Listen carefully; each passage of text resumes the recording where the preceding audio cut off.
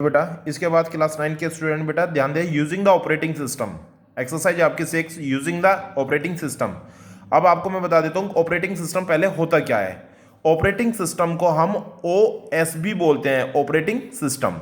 यानी कि जो सिस्टम के अंदर एक एनवायरनमेंट क्रिएट करता है वो आपका ऑपरेटिंग सिस्टम होता है।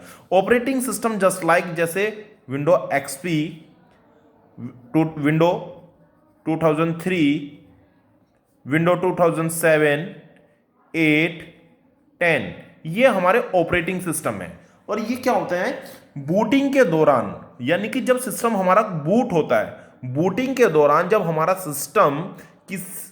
सिस्टम के अंदर एक एनवायरनमेंट क्रिएट करता है उसको हम ऑपरेटिंग सिस्टम कहते हैं। ठीक है, यहां पे देखो दिया हुआ है, operating system is the most important software of the computer system. It control the working of entire computer system and acts the interface between user and computer, as the computer does not understand the user instruction directly but are to convert into the system readable form. It is the operating system software which translate the user instruction into the machine executable form and the get user work done by the hardware। ठीक है, बस यहां तक ही आपका important है। देखिए system में OS मैंने आपको बताया कि ओएस एक ऐसा सॉफ्टवेयर होता है, एक ऐसा अपलोडिंग सॉफ्टवेयर होता है जो कि सिस्टम के अंदर जितने भी हमारे पेरिफेरल्स होते हैं उन सबको वो क्या करता है, कंट्रोल करता है। पेरिफेरल्स यानी कि जैसे आपकी बॉडी के अंदर एक हार्ट है, वो सभी चीजों को कंट्रोल में रखता है। भागोगे अब ज्यादा हार्ट बीट बढ़ने लगती है, तो इसी तरह से सिस्टम के अंदर एक प्रोसेसर होता है जो सिस्टम का हार्ट कहा जाता है। यानी कि सब चीजों को ऑपरेट जो करता है वो प्रोसेसर करता है, और प्रोसेसर ही हमारा सबसे मेन होता है। और इस अपलोड जो आपका ऑपरेटिंग सिस्टम है, इसको भी जो इसमें भी जो भी वर्क होगा वो सब प्रोसेसर के प्रोसेसिंग के द्वारा ही होगा। तो यानी कि ऑपरेटिंग, जब आप कोई भी सिस्टम जैसे ऑन करते हैं तो आपके सामने एक लोगो आता है कि विंडो XP है या 10 है, तो कुछ देर के लिए वो स्टार्टिंग जो बूट होता है, स्टार्टअप बूट जो होता है, यानी कि जो स्टार्टिंग बूट होती है उसको बोलते हैं हम startup boot, BOOT, startup boot जब हमारा होगा तो उसमें क्या होगा कि वो सिस्टम वो तब तक आपके सामने स्टार्टअप स्क्रीन आती रहेगी जब तक सिस्टम अपनी सभी फाइलों को प्रॉपरली सपोर्ट नहीं कर लेगा, यानी कि पूरी मशीन को ऑपरेट नहीं कर लेगा, तब तक वो स्टार्टअप लोडिंग चलती रहती है हमारी। जब वो पूरी मशीन को ऑपरेट कर लेता है उसके बाद वो आपको वेलकम विंडो प्रोवाइड कराते हैं। देखा होगा आपने कि पहले स्टार्ट जैसे हम करते हैं तो कुछ देर के लिए अपना प्रोसेसिंग करता रहता है सिस्टम। प्रोसेसिंग करने के बाद कुछ देर बाद क्या होता है कि आपको वेलकम विंडो मिलती है, और वेलकम विंडो के बाद फिर आपको डेस्कटॉप मिल जाता है। तो ये सब इतना टाइम क्यों लगता है, क्योंकि सॉफ्टवेयर को बूट होने में थोड़ा सा समय चाहिए होता है। फोन है, आप स्विच ऑफ कर दीजिए, ऑन करेंगे तो थोड़ी देर बाद आपको जब उसको बूटिंग हो जाएगी, बूटिंग प्रोसेस कंप्लीट हो जाएगा, उसके बाद आपको उसका डेस्कटॉप मिलेगा। ठीक है ना, उससे पहले आपका वो बूटिंग चलता रहता है। क्योंकि देखिए कोई भी यूजर है वो इंस्ट्रक्शन जब भी कोई पास कराता है तो वो अल्फा न्यूमेरिक वर्ड्स में कराता है, उसको नहीं पता होता कि वो सिस्टम कौन सी लैंग्वेज समझता है। तो सिस्टम को लैंग्वेज समझाने के लिए हमें क्या करना पड़ता है, हमें उसको कन्वर्ट करना पड़ता है मशीन लैंग्वेज में, यानी कि बाइनरी नंबर में। और बाइनरी नंबर हमारे कौन से होते हैं, 0 और 1 की फॉर्म में हमारे क्या होते हैं, बाइनरी नंबर होते हैं। ठीक है, नीड्स ऑफ ऑपरेटिंग सिस्टम, ये तो हो गया हमारा ऑपरेटिंग सिस्टम। अब नीड्स ऑफ ऑपरेटिंग सिस्टम क्या होता है कि सिस्टम के अंदर हमें कोई भी डाटा है तो सिस्टम तो हमारा कोई भी सिस्टम है वो ऐसे इजीली रीड नहीं हो सकता, क्योंकि जब तक हमारा किसी भी सिस्टम के अंदर हमारा एनवायरनमेंट ही क्रिएट नहीं होगा, फाइल पेरिफेरल्स को सपोर्ट ही नहीं करेगी, या किसी हार्डवेयर को कोई ऑपरेटिंग सिस्टम ऑपरेट करने वाला होगा ही नहीं, तो हमारा सिस्टम अननेसेसरी बेकार है। जब तक हमारा कोई ऑपरेटिंग सिस्टम कोई ऐसा सॉफ्टवेयर है नहीं कि जिससे हम अपने हार्डवेयर को ऑपरेट कर सकें, तो उसका यूज क्या है, कुछ भी नहीं है। तो इसलिए हमें एक ऑपरेटिंग सिस्टम की बहुत ज़्यादा ज़रूरत है। ठीक है, यहां पे मैं आपको फिर भी बता देता हूं, a user the interact the hardware with the help of the system software installed in the machine. ठीक है, but this is not the only job required to the perform in the computer system. ठीक, there are so many other routines to be performed in the system for the effective use, like memory management, processor management, resources allocation, etc. These are performed by the operating system software that are when is the computer is started, operating system is the loaded automatically in the main memory RAM. Once the system is the loaded with operating system is functioning controlled by the operating system and it is automatically perform the required routine job is effective use of the computer system। वही मैंने आपको सारी चीजें बताई हैं कि कोई अब जब भी, और एक चीज और बताता हूं कि जब भी कोई आपका ऑपरेटिंग सिस्टम लोड होता है तो सबसे पहले किस पे जाता है, वो रैम पर जाता है, रैम और रोम। देखिए आपको मैं बताऊंगा, अभी जब रैम आएगी तब मैं आपको बताऊंगा, रैम के ऊपर जो चिप लगी होती है ना, वो ही आपकी रोम होती है, यानी कि रैम का ही पार्ट एक रोम होती है, random access memory, read only memory. ठीक है, फंक्शनिंग ऑफ ऑपरेटिंग सिस्टम, ये आपको फंक्शनिंग क्या है, it is turn the various application software, और काफी सारे सॉफ्टवेयर आप एप्लीकेशन सॉफ्टवेयर में रन कर सकते हैं। It manage the file and folder stored by the stored on the computer, manage the memory of the computer, it control input and output device। जितनी भी इनपुट आउटपुट डिवाइस है इन सबको control करना, अंदर मशीन्स को कंट्रोल करना, उसके parts को कंट्रोल करना, ठीक है ना, कोई नेटवर्क है तो उसको कंट्रोल करना, ये सब हमारा फंक्शन होता है एक ऑपरेटिंग सिस्टम का। ठीक है, अगर इसी ऑपरेटिंग सिस्टम को अगर हम नेटवर्क में कन्वर्ट कर दे तो ये उसके ऑपरेटिंग सिस्टम की जगह ये नेटवर्क ऑपरेटिंग सिस्टम हो जाता है, क्योंकि ये फिर एक क्या है, एक नेटवर्क ऑपरेट कर रहा है। तो जब ये नेटवर्क में हम इसको अगर इन्हीं सिस्टमों को अगर हम नेट में उसमें नेटवर्क में ले आए तो इसको नेट एनओएस बोलेंगे हम, network operating system, control all activity and peripherals, यानी कि नेटवर्क के अंदर जितनी एक्टिविटी और जितने पेरिफेरल्स हैं उन सबको कंट्रोल करने का वर्क हमारा ऑपरेटिंग सिस्टम करता है, इसलिए ऑपरेटिंग सिस्टम की हमें जरूरत होती है। ठीक है, ये आ गया।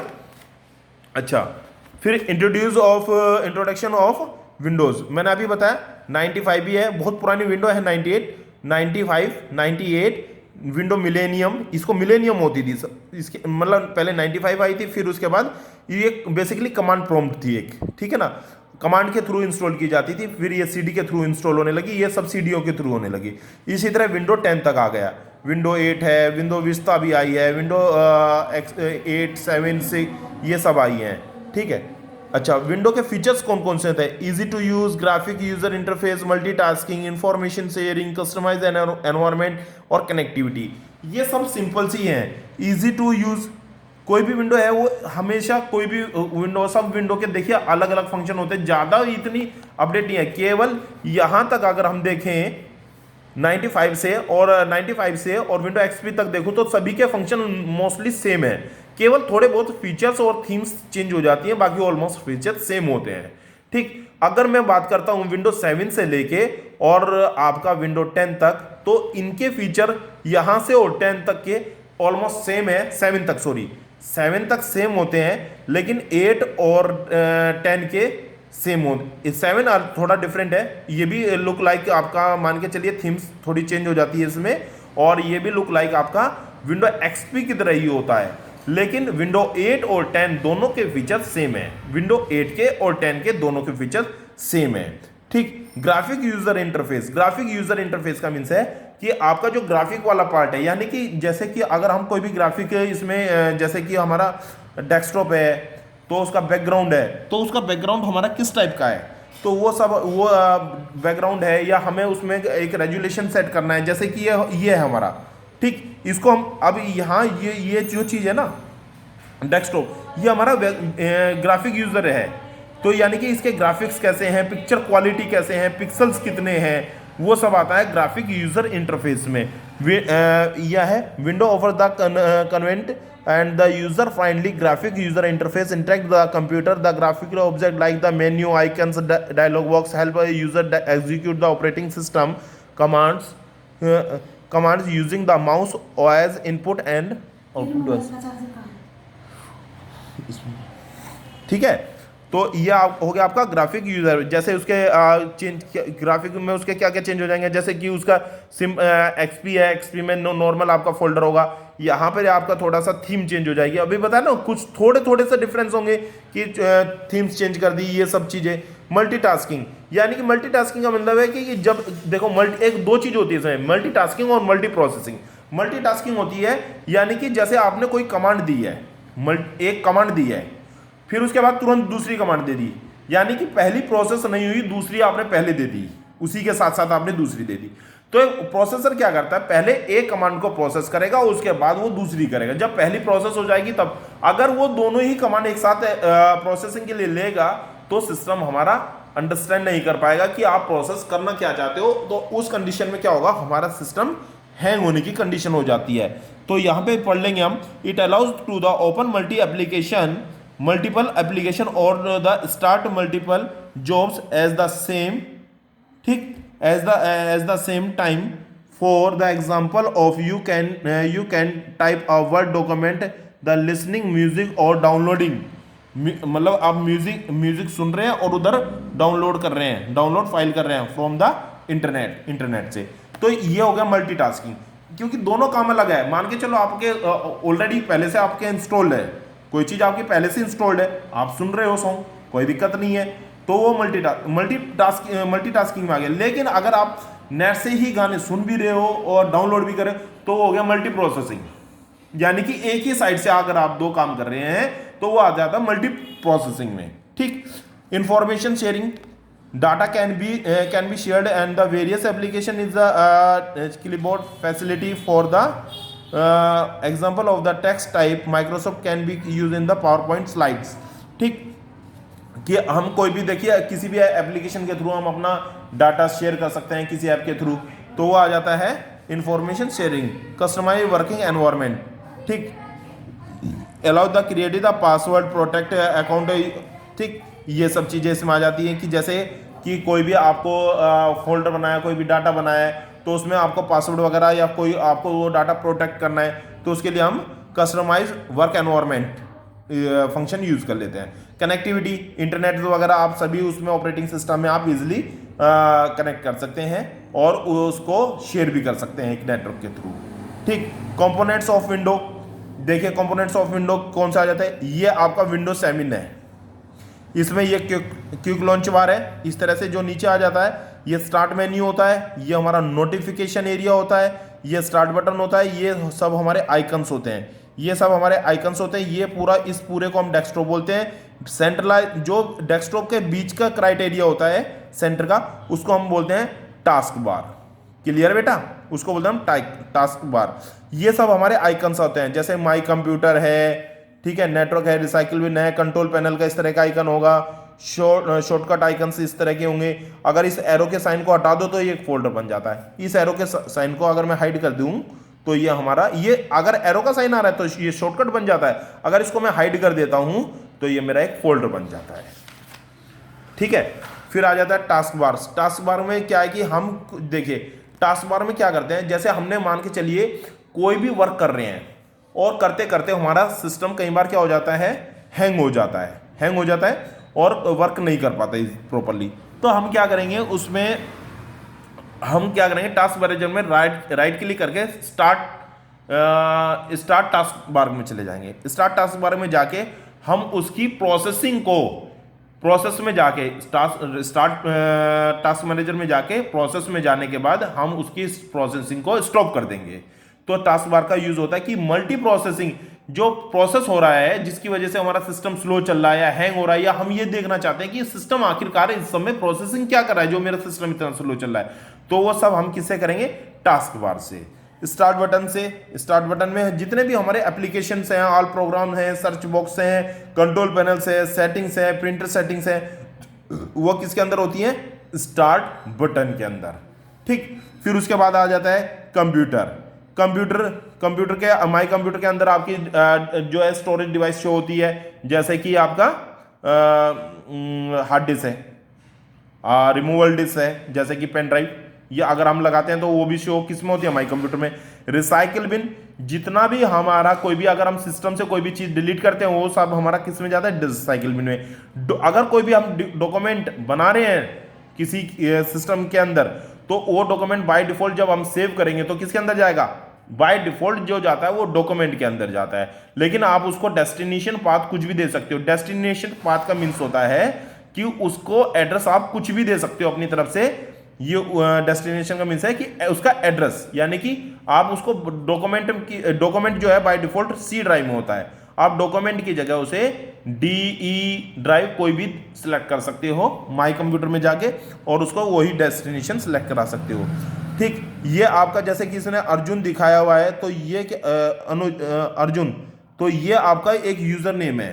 फिर आपका document, picture, music, games, computer, control panel, device and printer की सारी सेटिंग यहाँ मिलेगी। डिफॉल्ट प्रोग्राम्स यहाँ हो जाएंगे आपके, पिक्चर्स में सब आपको मिल जाएंगे।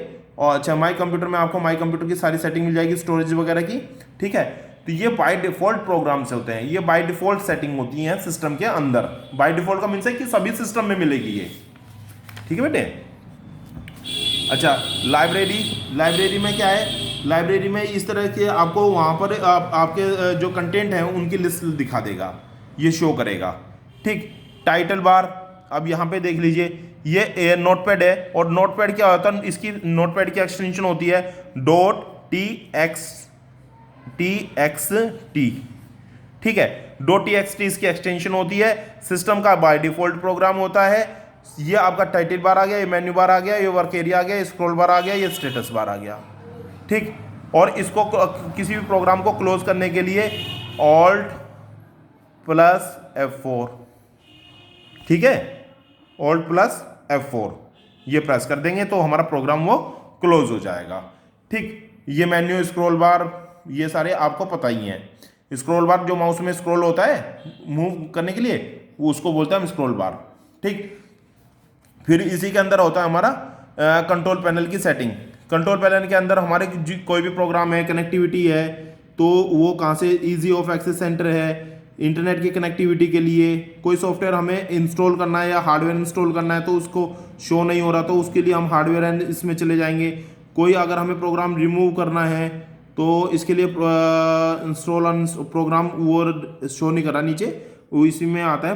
कोई प्रोग्राम रिमूव करना है तो उसमें आ जाएगा, प्रोग्राम के नाम से एक होता है यहाँ पर, उसमें वहाँ से हम उसको इंस्टॉल और अनइंस्टॉल कर सकते हैं। ठीक है, फिर इस तरह से उसमें यदि आप डेस्कटॉप पे कुछ वॉलपेपर्स अपने सेट करना चाहते हैं तो राइट क्लिक करके, और आपको पता ही होगा पर्सनलाइज में जाके आपको इस तरह के आपको डेस्कटॉप मिल जाएंगे। ठीक, आपको इस तरह के वॉलपेपर्स मिल जाएंगे। स्क्रीन सेवर है, स्क्रीन सेवर सेट करना है तो आप ये सब आप चीज़ को पता होंगी कि यहाँ से आप टाइमिंग वगैरह दे सकते हैं कि किस तरह से स्क्रीन शेयर में मुझे टाइमिंग सेट करना है। ये देखिए कि आप 3D में कुछ बबल्स वगैरह आते रहते हैं, तो ये सेटिंग आपको राइट क्लिक करके पर्सनलाइज में जाके आपको ये सब सेटिंग्स आपको वहाँ पे मिल जाएगी। कि कहीं भी किसी भी जगह आप अगर आप क्लिक कर देंगे तो वहाँ पे आपको ये सारी सेटिंग्स मिल जाएंगी। अच्छा, फिर आ जाता है डेट और टाइम के लिए। देखो, डेट और टाइम का सबसे मेन चीज़ क्या है, ये डेट और टाइम हमेशा आपने देखा होगा सिस्टम के नोटिफिकेशन एरिया में आता है, शो करता है। डेट और टाइम हमेशा सिस्टम के नोटिफिकेशन एरिया में शो करता है। अब इस सिस्टम के जो नोटिफिकेशन एरिया में जो डेट और टाइम शो कर रहा है उसको समझिए। हमेशा डेट और time CMOS battery, CMOS complex metal oxide semiconductor. ठीक, अब ये एक +3 वोल्ट का सेल होता है, +3 वोल्ट का एक सेल होता है जो कि जिससे हमारे सिस्टम का डेट और टाइम कंटिन्यू सही चलता रहता है। ठीक है, और +3 वोल्ट का सेल होता है और इसकी फुल फॉर्म होती है कॉम्प्लेक्स मेटल ऑक्साइड सेमीकंडक्टर। इसकी मैन्युफैक्चरिंग जो है कैलिफोर्निया में होती है। और देखिए, सिस्टम का हमेशा टाइम नोटिफिकेशन एरिया में आता है, लेकिन इसको सिस्टम के अकॉर्डिंग चलाने के लिए हमें क्या करना होता है, इसका एक सेटिंग करना पड़ता है।